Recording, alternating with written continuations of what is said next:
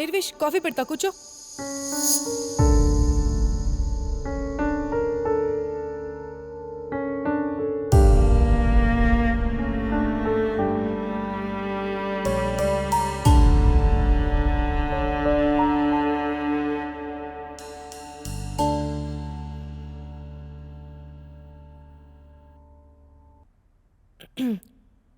నువ్వు వచ్చే ముందు నాకు ఇన్ఫార్మ్ చేయాల్సింది కదా.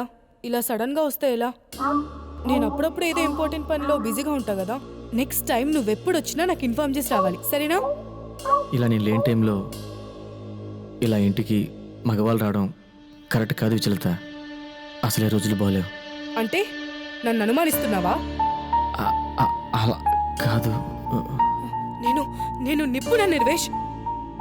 నిప్పును అనుమానిస్తే భస్మం అయిపోతావు నువ్వు. అలా కాదు, చెప్పేది వినిచే. నేను ఇంత పతివ్రతలో నీకు తెలీదా? విచలిత, ఏం చేస్తున్నావు నువ్వు? అన్ని రోజులు నీకు అనుమానమని జబ్బే లేదనుకున్నా, అది కూడా వచ్చేసింది. Good, very good. ఇలాంటి చేతగాని వాడికి అనుమానాలుంటాయి.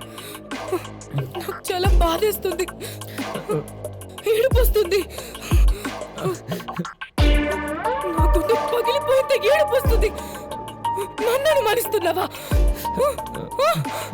చెప్పా నిర్వేష్, నువ్వు కూడా నన్ను అర్థం చేసుకోకపోతే ఇంకెవరు అర్థం చేసుకుంటున్నారు నన్ను? ఇది బతికిపోయింది నాది.